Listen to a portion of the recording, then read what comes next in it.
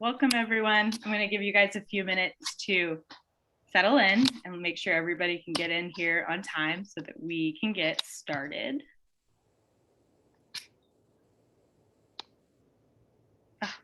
So many people filing in. I love it.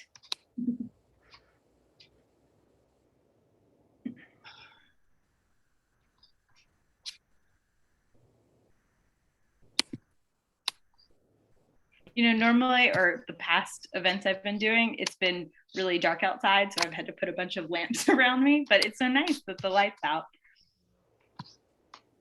Yeah, I just had to open my shades all the way because the ring light just gives you a false color. So happy to still have some light. Yeah, I feel like the hours at night make such a difference. It does. I mean, but getting up in the morning is still hard, so I don't even know what I'm saying. It's not like it's dramatic. Okay. I am going to go ahead and get started, but people can still file in. And if you missed anything and you want to go back, I will put it on YouTube. I'm Megan Anderson. I am the events coordinator here at Park Road Books. We're so excited to have you guys here tonight, and even more excited to have Nedra Glover Tawwab and Lori Epting here to have this great conversation about set boundaries and find peace, something that I think we all need. And when I was reading today, I just kept being like, yes. So I know that everyone here feels that way as well.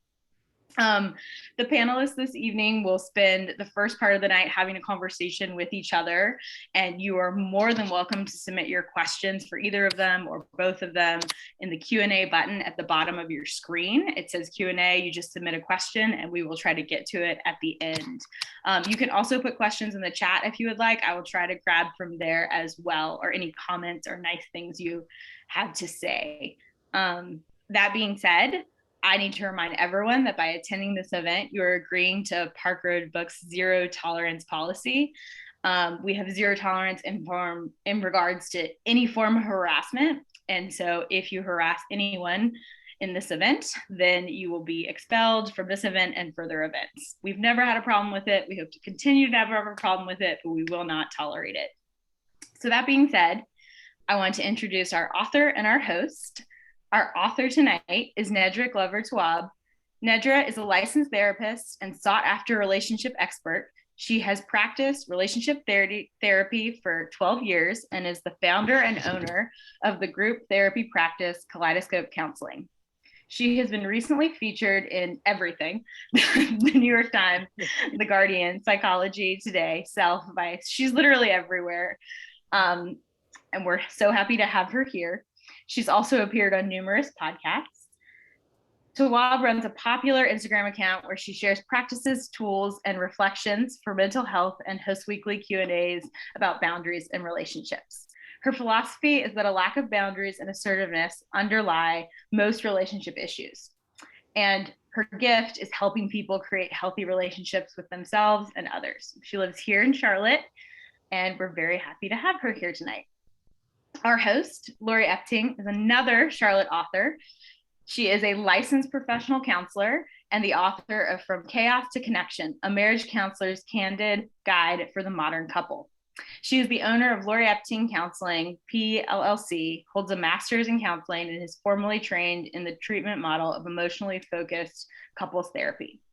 A toxic expert for goodtherapy.org, Lori also helps couples navigate the chaos of modern marriage at her professional blog, Marriage Sense, Making Sense of the Modern Marriage.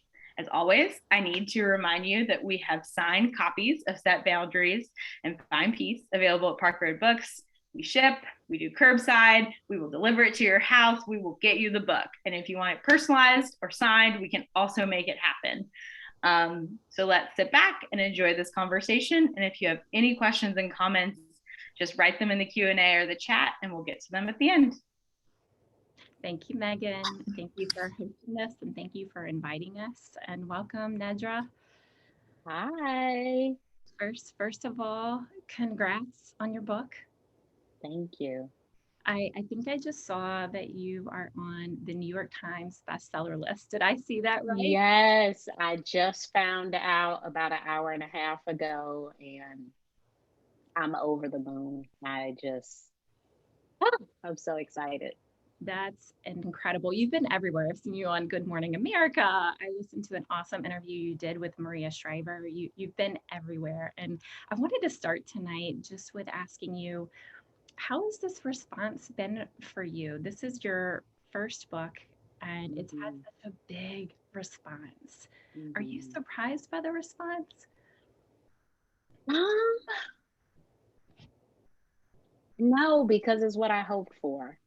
I was very intentional about how I use the social media space.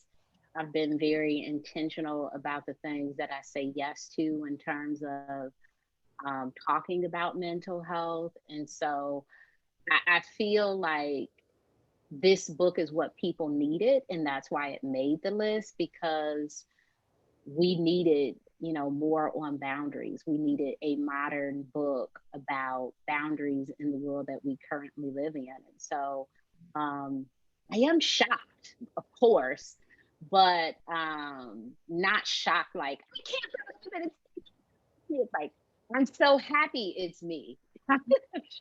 It needed to be someone, might as well be you. Yes, The world needs this.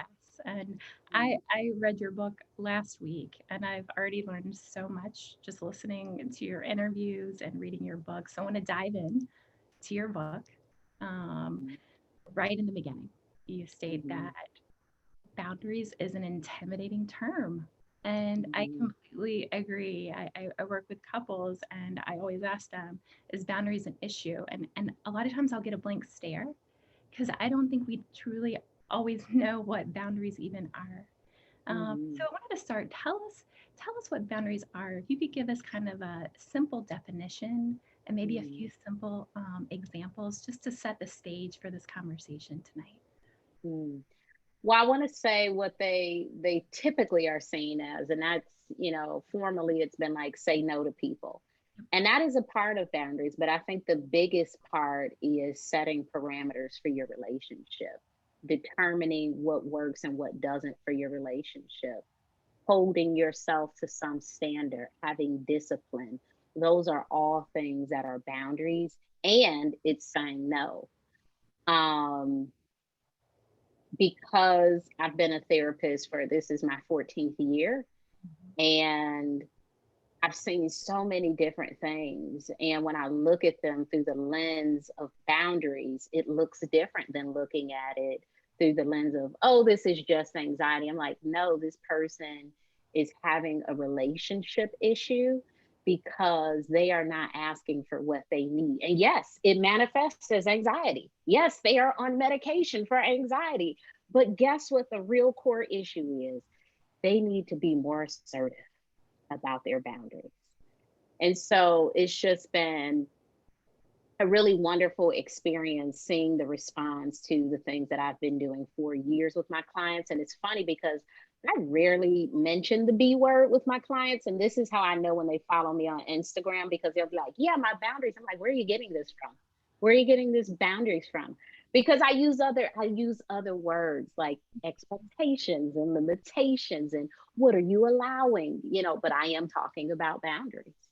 Absolutely. And you share so many of these tips and insights in your Instagram, which you have a huge following. And you've been the voice of boundaries far before this book came out last week or 2 weeks ago. You've been a powerful voice of boundaries. No, it's curious. Is boundaries kind of a personal thing for you? Well, why boundaries? What's kind of inspired you to be that voice? So I think it's a personal thing for all of us, and maybe we don't know it. And I don't think that there's enough information to make people feel okay and normal having boundaries. When I was writing my book proposal, I think it's like one book. I think there are other books, but they're not, anything you'll run to like for boundaries. And I was like, there's not a lot of books about boundaries. I read a book about trauma and boundaries and it was really good, but I still thought, wow, there's still so much more to say about boundaries. And so it's one of these subjects that it's just not a lot of information on, but it's so important. It's like someone needs to write a book about, certain topics, and this is the book for that. And so of course, I've struggled with boundaries. My biggest challenge with boundaries when I started setting them, because I started setting boundaries and I didn't really know they were boundaries, but I didn't have the language. And so I started setting boundaries. And I would feel so bad because people would push back. They would say, well, why are you doing that? You're going out of your way to be different. And, I was saying things like, maybe you can't borrow my car, or, like things that actually like were healthy things. Or I can't help you with this thing, or, oh, thank you for asking me to babysit, but I have to go to class, or, just like these things where it was like, no, I really can't do it. And people would get upset. It's like, how dare you say no to me for not skipping your class? And, it's like, what? Drop out of college and babysit? It's like the choice I'm giving.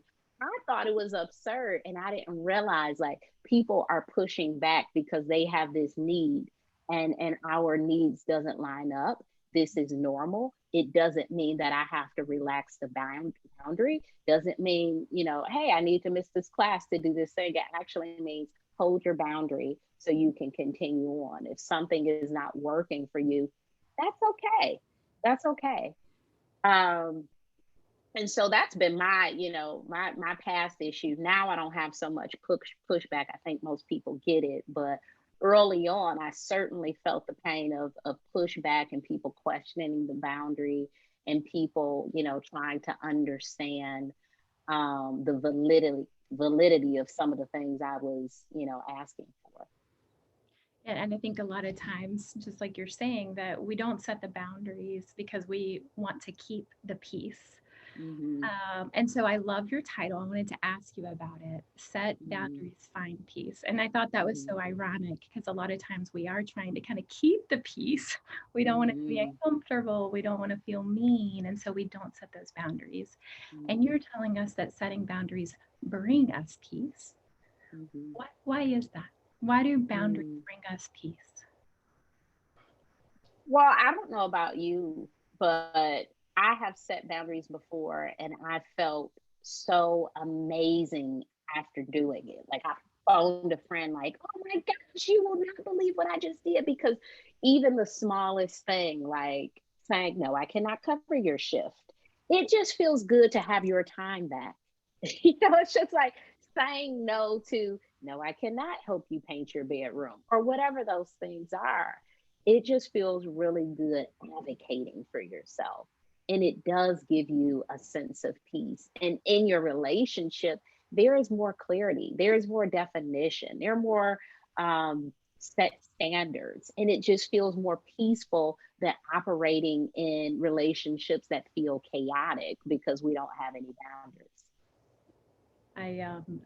I was with my 6-year-old when I was reading your book last weekend, and I was reading that really important part about one of those great indicators is resentment or feeling frustration. And she came into my space while I was trying to read and wanted my attention. And instead of fussing at her, I just read that part in your book. And when you feel frustrated, that's a good indicator to set a boundary.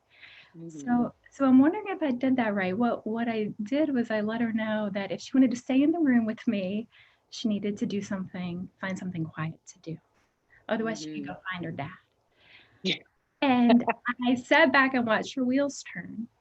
And she went and she got a Lego set, and she sat in my room for an hour and a half while I read your book. And I kept thinking, Nedra's a genius. This totally worked. But is that setting a boundary of like? That is setting a boundary.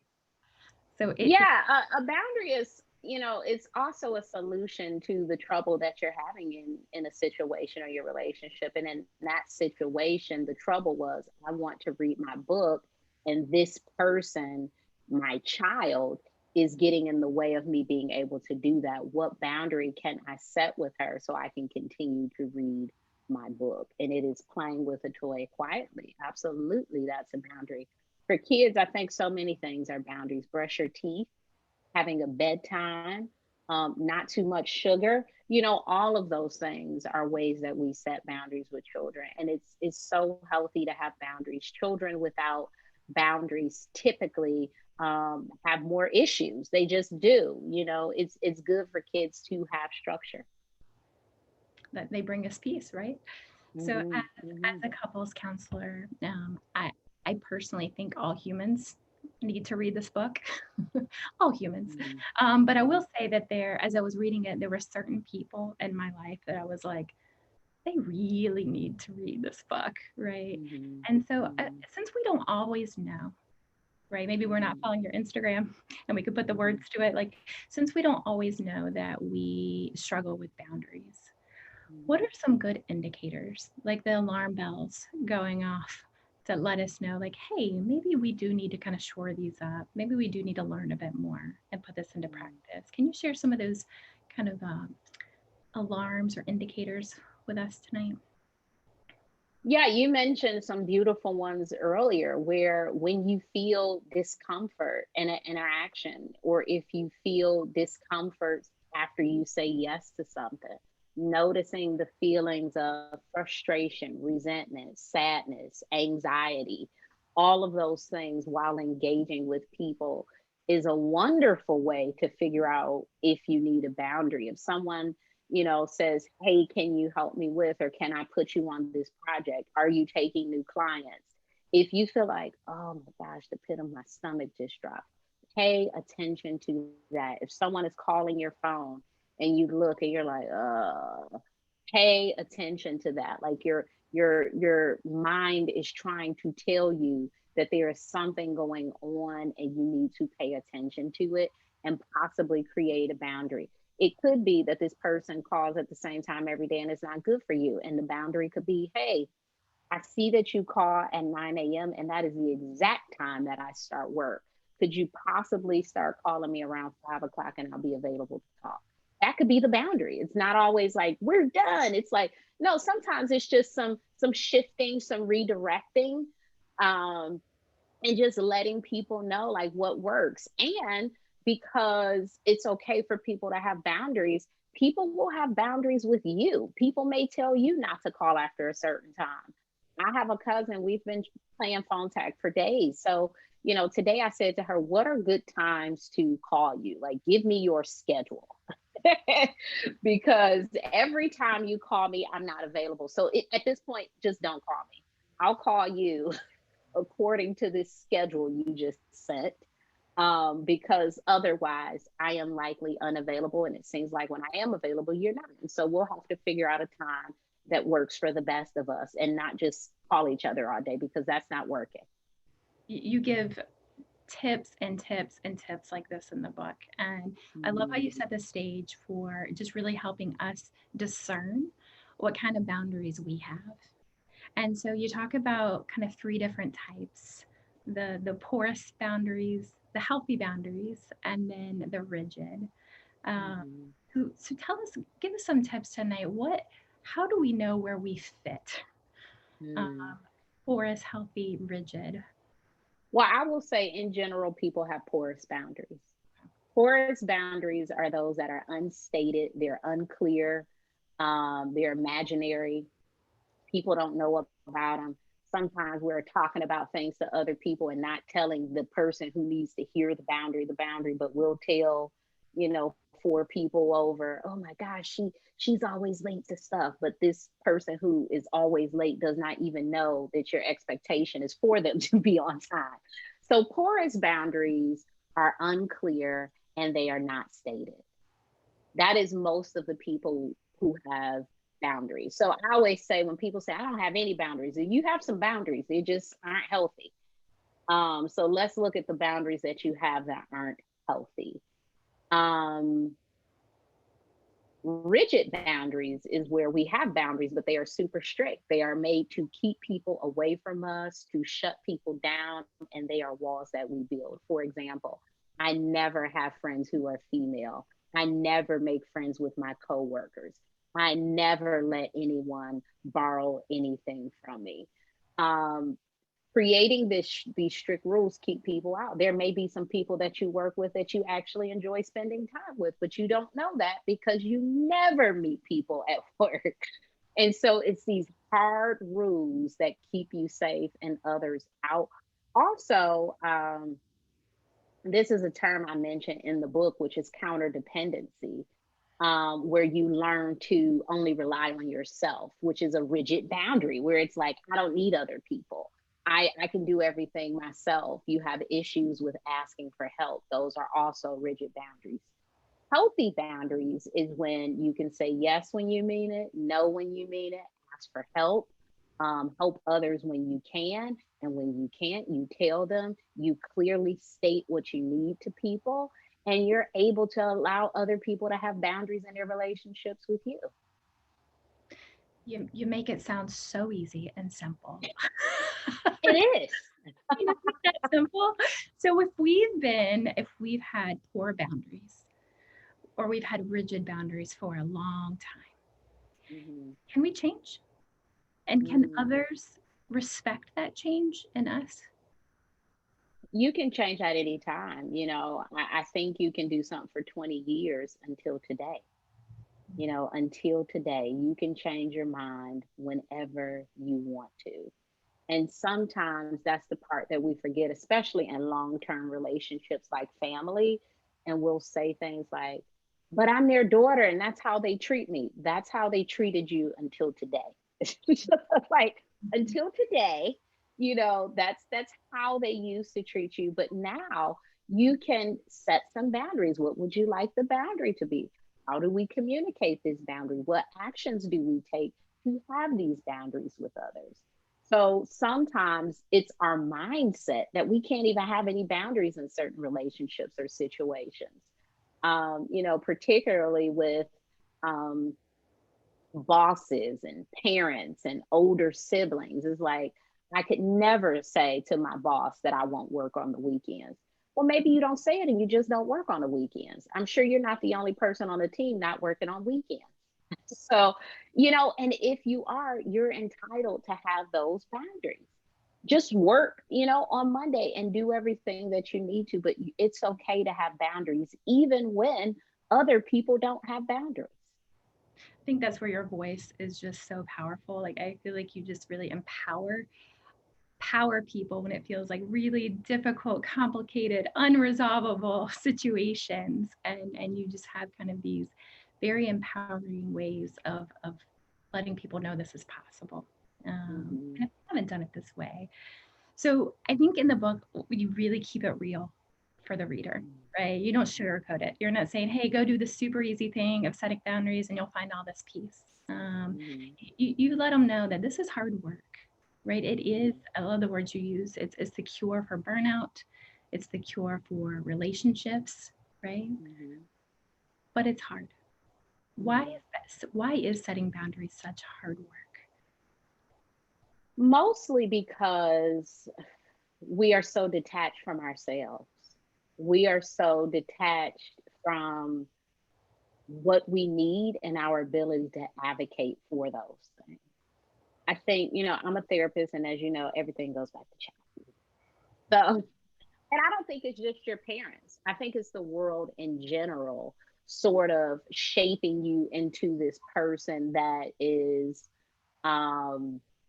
suitable for everyone. You know, there are kids who talk really loud, and you have people who say, no, no, no, you cannot talk loud. Not that we should let those kids go, but how do we shape kids without talking them out of being themselves? Because a lot of what we experience is, you need to be like this, you need to sit like that. If you're doing this, this is not okay. Oh, you had a feeling, we don't like those. And so we are creating generations and generations of people who don't even know what to, they're not even comfortable feeling uncomfortable. They're not even comfortable. They don't even know what frustration is. They just know they feel something and they have to get rid of it. We don't even know that there are solutions. But I believe the second part of the title of the book is Reclaiming Yourself. And it is that because I believe we already had boundaries. And I know that because I'm a mom of two. And I put up three fingers, but two. I'm a mom of two. And I have a 7-year-old and I have a 4-year-old. And around that 2-year-old, I would say 1.5. My kids were talking at 1, and I was like, oh gosh, already? But I mean, no, no, no. That's a boundary. That's a boundary. And what do we tell them? You can't say no. Don't say no to me. Don't say, and sometimes that just needs to be redirected. And sometimes they really need to say no. And so we have to teach kids that there are times where you literally do need to say no. If someone is doing something that is uncomfortable for you, if someone is doing something that is, mistreating you, if someone is giving you something that's not good for you, please say no. How do you say no? Teach them how to say no. Teach them how to be assertive, but don't tell them you can't say no. You can say no. You can say no. That is a right that you have. You can have preferences. If you don't want to eat sloppy joes, you don't like sloppy joes. There are tons of people who don't like sloppy joes. So I think we have to look at kids and say, it is okay for you to have a differences. And I don't have to take everything away for you and make you into a person who can't be assertive, into a person who can't share their boundaries. Because it's not that we don't have them, we're afraid to share them. Because most people I talk to, I say, what would you like to happen here? They will tell you what the boundary is, but their concern is, how do I say it without guilt? How do I say it without upsetting people? So it's already in us, but we're afraid to share it because we've had this early programming of, it's not okay to tell people not to kiss you. It's not okay to tell people you didn't like their whatever macaroni. It's not okay. All of these things. So now we're like super concerned about people's feelings, where it's like, I guess I have to do it. I guess I have to go to this place or say yes to this friend or do this thing because they asked me and I can't hurt their feelings. And sometimes we don't hurt anyone's feelings. We're just saying no. I think of all of the times people have told me no. People have set boundaries with me. And I can't think of anyone right now I'm mad at for setting a boundary. Can you? No, I can't think of one person. I can't think of one person. And I can think of 1,000 rules people have set with me. There is no person I am walking this earth mad at today because they said I can't eat in their car, or because they said I had to take my shoes off when I came over their house, or because they told me they don't answer messages or emails on the weekend. I'm not mad at anyone. So the assumption that, oh my gosh, people are going to, some will, I'm not saying that they won't, but everybody won't be. There are a lot of people who will just say, okay, I understand. I love that, because some of us just grew up in a home, and I love that the thought of teaching our kids. I've got a 5 and 8-year-old. I love the thought of teaching our kids boundaries when they're young. And for some of us, we didn't grow up in homes where that was okay. We were taught to kind of value or worry about each other's feelings over our own. And so we have to do the hard work as grown-ups, which is what your book just kind of lays out, how to do that hard work, even if it's a foreign concept, even if it's something brand new. So I love that. And you, as you're talking, I'm thinking about how we complicate this. We make this really, really complicated. And I was wondering, why do you think we do that? Why do we complicate this so much? Like you said, the world's not going to end. The world's still going to turn. People probably not going to be mad at you. Why do we complicate this so much? I think we are hyper concerned about what other people think, how they might respond, how it might impact the relationship or the situation in the future. We think about how we perceive other people's boundaries. If someone were to tell me no, I would be so hurt. So I will not say no to people. That's just something I say yes to. It's like, okay, but it seems like you need to say no. A question I get a lot, and from my community on Instagram, on Mondays, I do a Q&A in my IG story. And one of the questions I always get is, how do I say blank? And they will give you the exact sentence. How do I tell my friend that I don't want to help her with her pet while she's away for 2 weeks? And my response is typically, you already have the words. You already have the words. I can't help with your dog while you're away for 2 weeks. But in our heads, it's like, I have to say something that makes her feel better and I feel less guilty with saying no. Guilt may be a part of the process. You may feel really bad for not being able to help your friend. However, it sounds like you don't want to watch the dog for 2 weeks. So how do you say it's already there, and we overcomplicate it because we're thinking it's this really big thing, and it's like, it's what you're already thinking. Just say it. Don't yell, don't scream, don't do it in front of a bunch of people, but just speak the boundary. Just say, I will not be able to help you with that. That's where I think you help make it so kind, right? For those of us that are so afraid of being mean or that it sounds rude. And then when you say it sounds very kind. It sounds clear and kind. That you can really dispel that. And so I hear a lot from couples when I suggest something like a boundary, and they'll say something like, well, that'll never work, or I've tried that, but that's not a work. It's kind of the whole idea that boundaries won't work because people don't adhere to them. What do you say to those people where they're kind of given that resistance, like, well, that's great, Nedra, that's a great idea. I'm sure that would work with lots of other people, but that's not going to work with my family member or with my partner. What do you say to those people?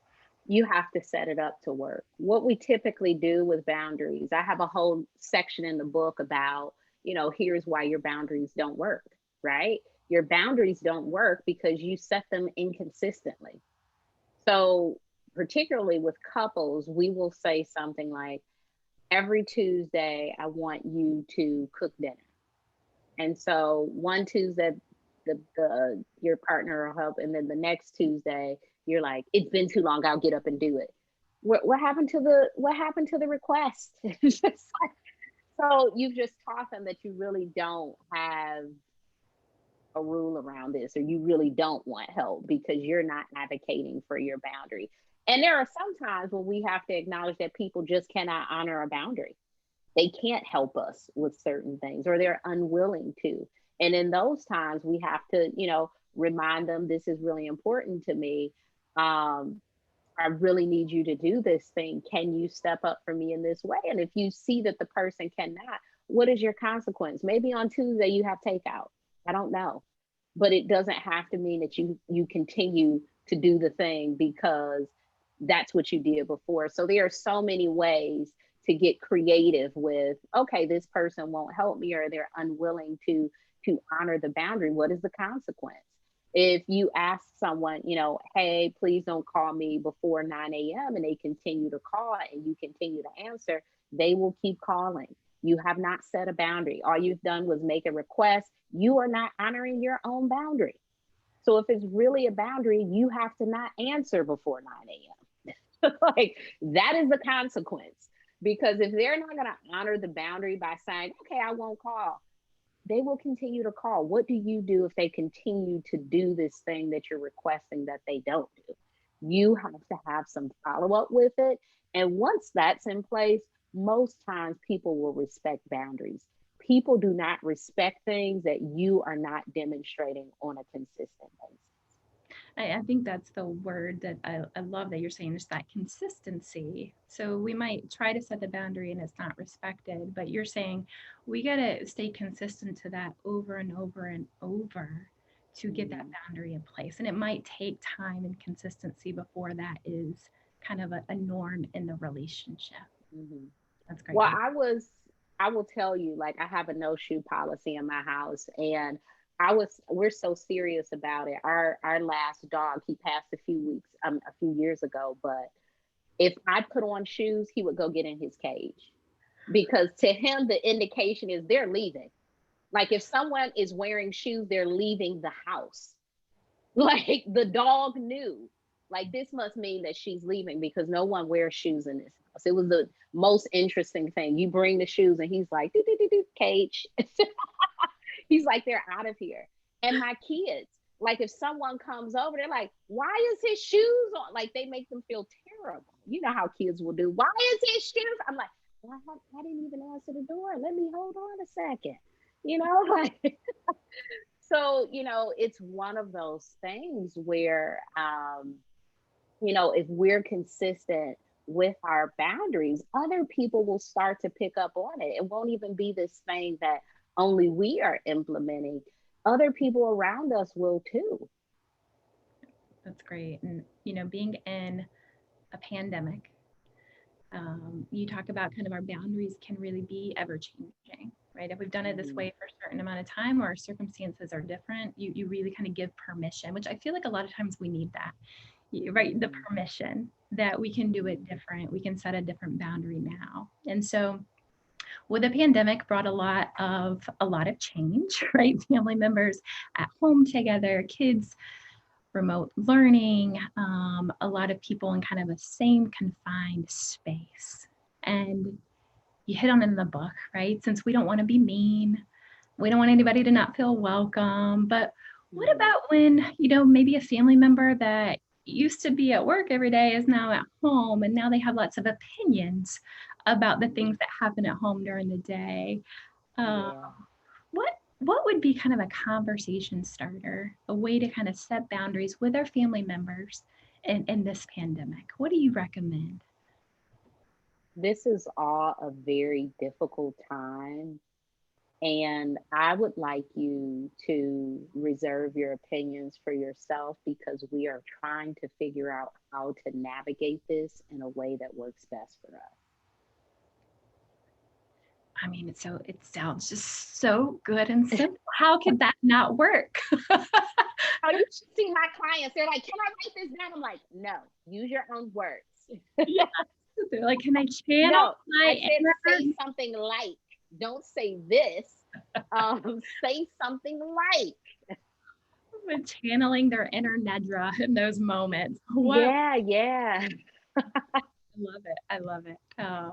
So I find that when we think about boundaries, we usually think about the boundaries we want to set on other people. But you have a whole wonderful section in the book about, you call them self-boundaries. And you say it so well in the book. I want to read this one little part. You say, when we think about boundaries, we tend to think about what others need to do to make things better for us. With self-boundaries, we consider how we impact ourselves. Can you tell us about self-boundaries or kind of give us an example? Well, self-boundaries is really operating in the space of what you can control and not externalizing all of your issues. And in our relationships, there are lots of things we can control. Things we don't want to control necessarily, but certain things we can control. It's like, you know, anytime I hear someone say deal with, how do I deal with? I always think choice. Deal with to me equals choice. So anything that you're dealing with, you have a choice as to whether you want to deal with it. I know that's unfortunate and that's really hard because we feel like we don't have a choice. I don't have a choice to, you know, not help my friend. I don't have a choice to tell my mom that this is being intrusive, but you do. And for any culture, I think sometimes, especially from Black folks, I get, well, I can't say that to my mom. I'm like, I'm Black too. And guess what I tell my mom? I tell her no. You know, and I think sometimes it's one person in the culture saying this does not work in my household. And most of the times our parents love us so much, they're not going to leave us. They'll be upset. They'll be, you know, a little irritated. They may talk to other family members about it, but it doesn't mean that they will unlove you because you have boundaries. It doesn't mean that your siblings will unlove you. It doesn't mean that your friends, partners, all of this stuff. I don't think these people will unlove you. Sometimes they do. And I talk about that in the book too. Sometimes they do. And you have to think about what's more important to you, your peace or this unhealthy relationship dynamic. Because when situations end, sometimes it is time for them to end. And that's really hard to accept, but sometimes it is. If you have a relationship with someone who is unhealthy for you, who is constantly doing certain things, and you've tried and tried and tried to set boundaries and they won't respect them, you have a choice in what you continue to deal with. And sometimes it's not cutting off. Sometimes it's talking to people less frequently. Sometimes it is talking to people at times where, I suggest in a book, when you're on your way somewhere, it takes you 20 minutes and, oh, this would be a good time to call so-and-so because I know when I get to the doctor, I have to get off the phone. So you create whatever, those are all of the things that are within your control. Those are your self boundaries, the things that you're creating for yourself in your relationships. You can't, I see someone saying someone is abusive. You can't make abusive people different than what they are. You can give them boundaries. You can tell them what you like to see, but you control how much you're willing to accept, how you're willing to show up in the relationship with that person. That is the part that you control. And it is a huge part of your peace. It is a huge part of feeling good about yourself. And sometimes just creating a little space or distance can really be a healthy thing for a relationship where boundaries are not being honored. And really, sometimes it could be a further step, but it really depends on you what that is. But also with self boundaries is, it could be how you treat your finances, how you treat your own time, how you treat your self-care routine, how you treat so many things in your life are within your control. Those are all self boundaries. I think you really, really help people feel the choice, right? When people feel like I'm stuck in this situation, I'm stuck in this dynamic in my job or in my relationship, and you kind of open up in the book just all these options of choice.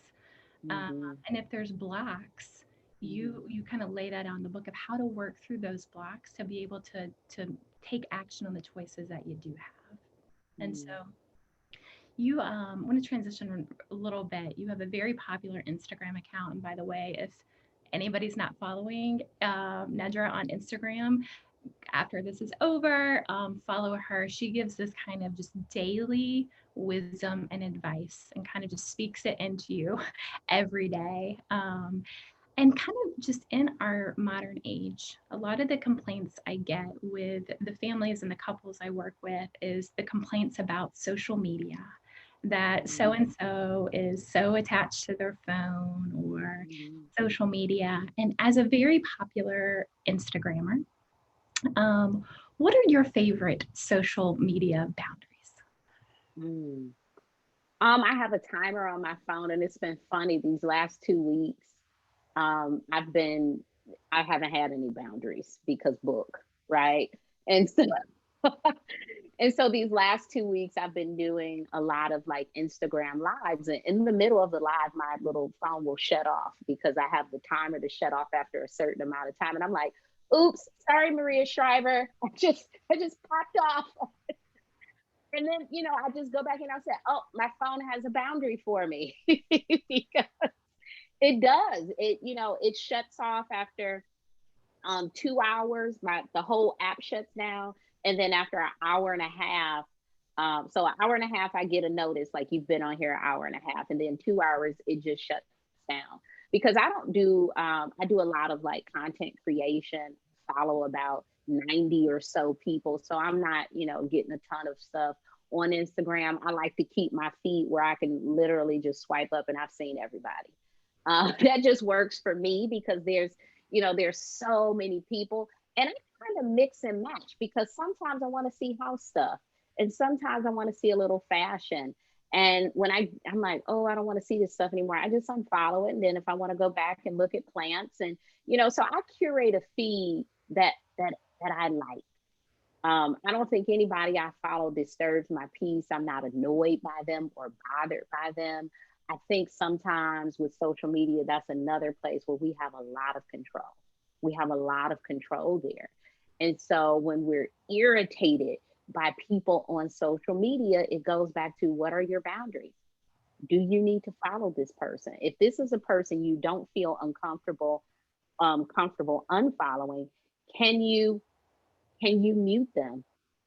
Because that's a beautiful feature. I think on Facebook, on Instagram, all of these platforms now have a option for you to quietly just walk away, and they won't even know it. They don't get a notification or anything. It's just like, you've gone, you don't see their stuff anymore. So if it's the coworker or a friend and you just don't want to see their stuff, mute them. We don't have to participate in situations we don't want to be in, even on social media. So being very clear of what energy you want to see. My husband laughs at me because he knows all of the news and pop culture. And he will say to me, like, did you hear such and such? I'm like, no, what was it? And he's like, how are you influencer on Instagram? I'm like, I don't look at it. I don't know. Tell me. Because I literally, I don't know. I don't follow, we don't follow the same stuff. And for me, I love that he follows it, because I like to talk to him about the stuff, and, it makes for good conversation. But really curating your space is one of the best things you can do on social media to enjoy the experience, because it doesn't have to be this place where you go and you feel bad about yourself. You go and you get upset. You go and you get mad at your family members who post certain stuff. Get them out of there. I think of it as my house. And when people come to my house and they're being rude and yelling and, writing little mean comments, I block them. That's my equivalent of kicking you out the door. You got to go. You got to go. Leave, leave, leave. You're creating chaos. So good.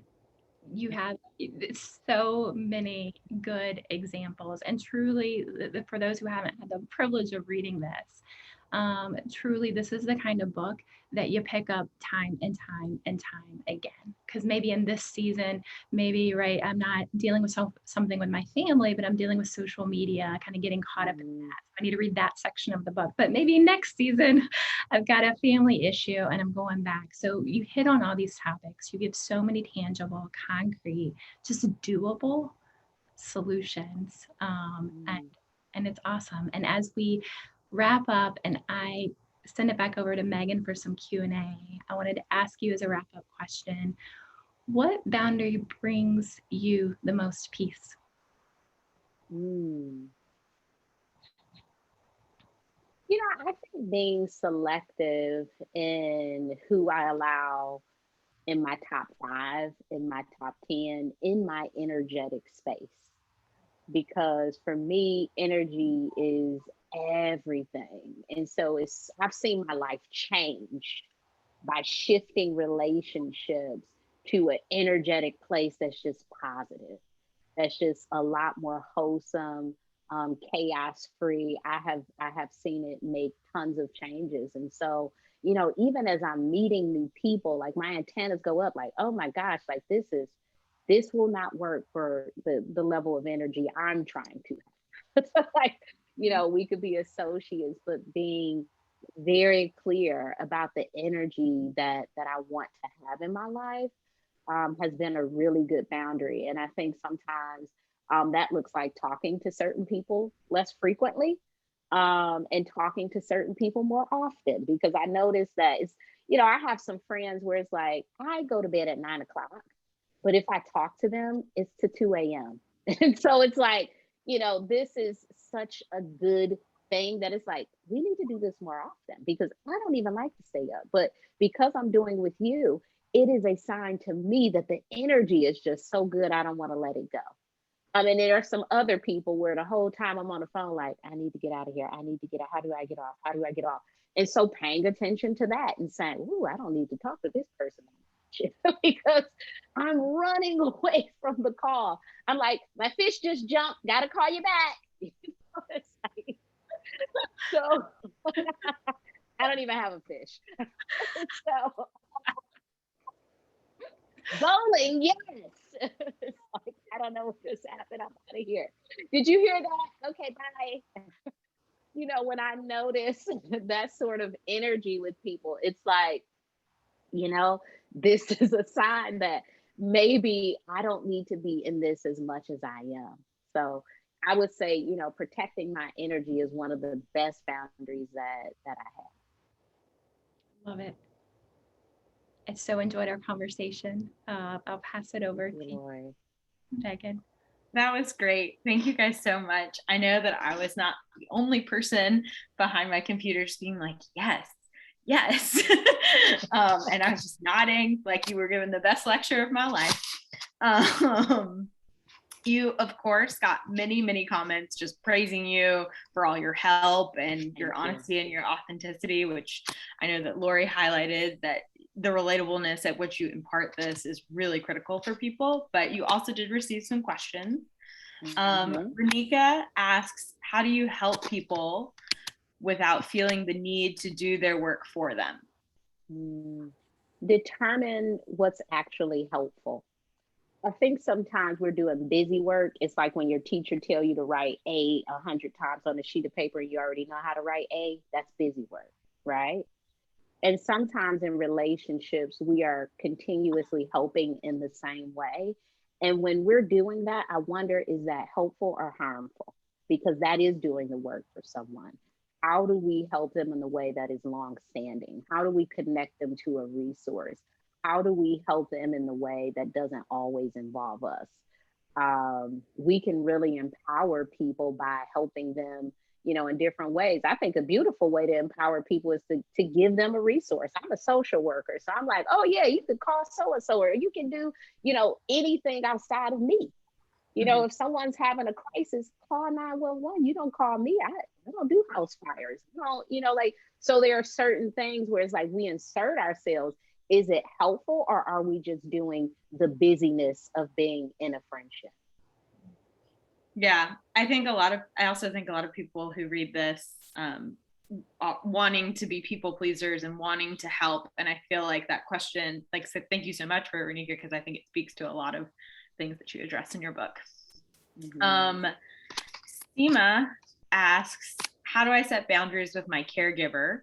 There are immense highs and lows with my father. I was close with my mom, but she passed away almost 3 years ago. Next month marks the 3 years. I've noticed my father is much more sentimental and emotionally nurturing around the anniversary of her death and birthday, but they have a troubled relationship, and he also can be abusive. So I guess she's seeking advice around that relationship. I would focus on the what and not the how. What boundaries do you want to set, not the how? Because the how is you communicating them. And I would say in one sentence, I would like, I want, I need, communicating what that thing is, but you have to first know what that is. And so how do you communicate your boundary? Yes, that's an important piece, but if you don't know the boundary, what is the boundary there? And so if you have the boundary, let's say you have the boundary and you haven't stated it, if a person is abusive, know that there's going to have to be some consequence setting on your end. When we think of, someone is always yelling at me, how are you staying present to be yelled at? What can you do in an interaction? My husband told me a joke one time where a woman was saying that she was being abused by her husband, who was not her husband, but someone in a wheelchair. They kept slapping her. And it was like, stop bending down. Like, stop bending down. So how do we, in situations where people are abusing us, how do we take ourselves out of that dynamic? Because sometimes abusive people won't stop because they're abusing us and they may not see it as abuse. So how do we say, wow, this person is talking to me in a way that's very disrespectful. I'm going to walk away. I will shift away from this. Okay. Mary asks, and I think this is kind of looming in the back of people's minds, especially if they have porous boundaries. Can a boundary ever be considered overextended and selfish? If so, how can you tell? So I would say most boundaries are selfish because they're about you. Now, it depends on your definition of selfish. I don't think selfish is a bad thing unless you are harming people. unless you are intentionally taking advantage of people.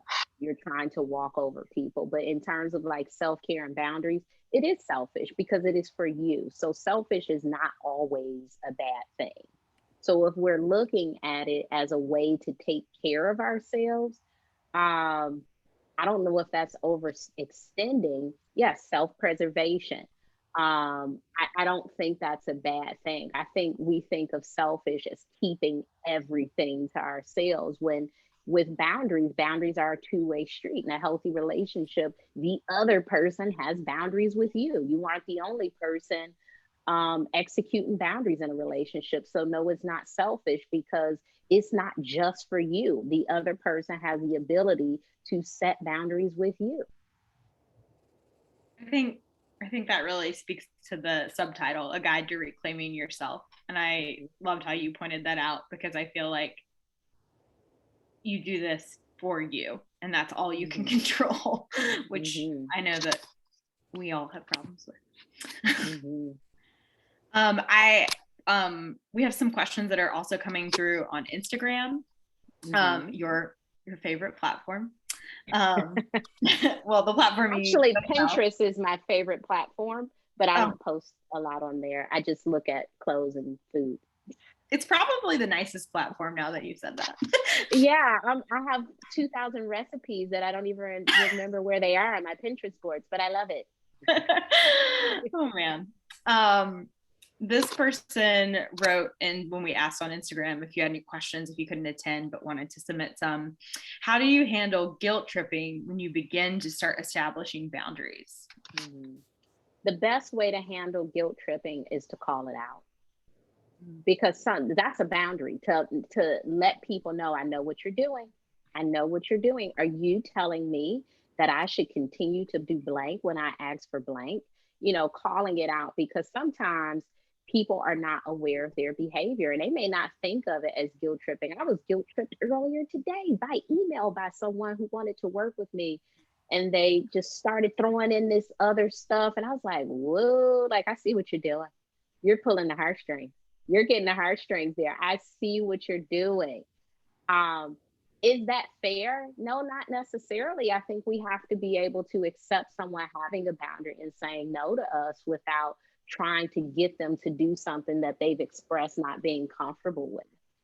And it doesn't always feel good. It doesn't feel good to accept the boundary. But, you know, I accepted boundaries for 18 years when I lived with my mom.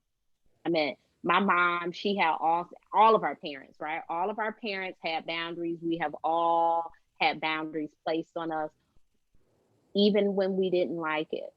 Most of us honored the boundary. I think it is kind of a useful tool to think back to that, because it's like, well, if I did it, other people can. Like, I hated some of those boundaries. That's probably why I have really healthy boundaries now with my mom. I'm like, look, you got me for 18 years of clean your room and you can't go over this person's house. I'm like, oh no, you can't. I'm grown now. Another question from Instagram that I think is probably relevant to a lot of people here, but they wrote, I'm transitioning to a new career because I felt very burnt out by my last career. I am in this place where I'm wondering if the problem was the career or was me. What should I be aware of as I move into a new job in terms of setting new boundaries and reflecting? I assume they mean on themselves. Yeah, sometimes it can be us. Like sometimes we'll say, oh my gosh, my boss is very overbearing, and you give in to everything they're asking. You can have the same boss in a new space. How do you, goes back to self boundaries, how do you not do everything that someone is requesting when it's not necessary? It can be delegated. It can, you know, like all of these things. Like, what do you do to be different in this new space? Because if you go into this new space with your old self and people who might be like your old coworkers and bosses and this sort of thing, you will repeat the situation no matter what the career choice is. Another sort of very topical question. As we come out of the pandemic, we will have a variety, knock on wood, we're coming out of the pandemic, first of all. We will have a variety of different boundaries in terms of our interactions with people and being out in public. How do you suggest navigating these new boundaries in our everyday life? Expressing them, because we won't all have the same level of comfort. There are going to be some people who continue to wear masks in public spaces even when it's not required. There are going to be some people who are not comfortable ever again having large gatherings. So we still have to express what our boundaries are. You know, it won't change. You may say to people, you know, I'm still not accepting house guests. I don't care what, you know, the CDC says. This is my preference. And so we will have to continue to talk about the things we want and don't want. I know one of mine coming up is, I know y'all been sitting in the house for a year, but don't start inviting me to all this stuff every week. Don't you do it. I've already gotten these back next week. I'm like, I'm still in the pandemic. I might be here till I'm 92. So don't you send all these invites, because we can go outside. But you know, I think there will be some people who want to do that. And I think, you know, hopefully the pandemic has taught us what we can do with and what we really need and what we can do without. And for me, I've learned, wow, I don't think I need to go to the grocery store anymore. You know, like I'm completely fine with grocery delivery. You know, I don't think I need to go to so many birthday parties, you know, like maybe once a quarter. So figure out, you know, what has worked for you and what hasn't, and really speak those things to other people, because we are different because of this pandemic, and your boundaries can reflect those differences. Do you think that the pandemic, this is just now a personal question, do you think that the pandemic has been like a good time for setting boundaries or reflecting on those boundaries? Do you think that's like a strange silver lining of it, or? Well, I will tell you this, from a therapy perspective, I'm a relationship therapist. And what that means to me is I see some couples, but mostly individuals who have relationship issues, family or romantic relationships, and even friendships. A lot of people weren't too upset about not having to go back home for the holidays. Typically around the holidays, if you watch the news cycle, there are so many news stories about how to deal with your family at Thanksgiving, and I know this because I've been quoting in tons of them. So it's all of this stuff. And this year, guess who didn't get a bunch of quotes? Me. Why? Because it's not an issue. So a lot of people found freedom just in that, like that holiday piece. I'm not going. Oh, yeah, I'm not going. And it's acceptable. So I hope that we can keep that same energy once the world opens back up, because now we know how good it felt to not have to be in this chaotic family situation if that's not what you want to do every year. And this is the last question, and it's usually what I end with, but okay. But I think it is especially helpful given the topic of your work. Do you have any suggested readings once they finish set boundaries and find peace and go through the exercises and then read it again to reestablish those boundaries a couple weeks down the road?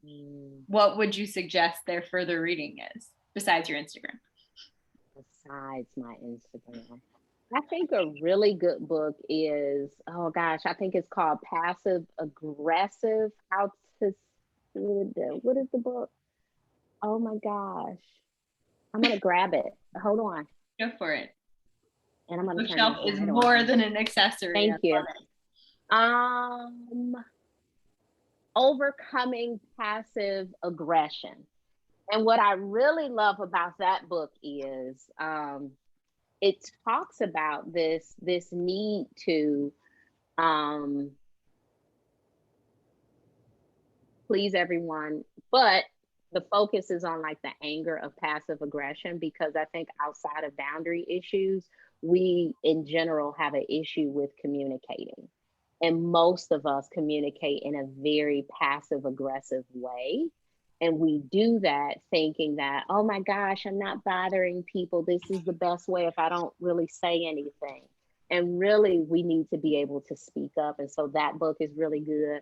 Of course, I love the 4 Agreements. I think that's an excellent book, particularly the agreement about not taking things personally. I think that's an important piece to reflect on as you are setting boundaries, but also as you are receiving boundaries from other people. It's important to remember to not take things personally.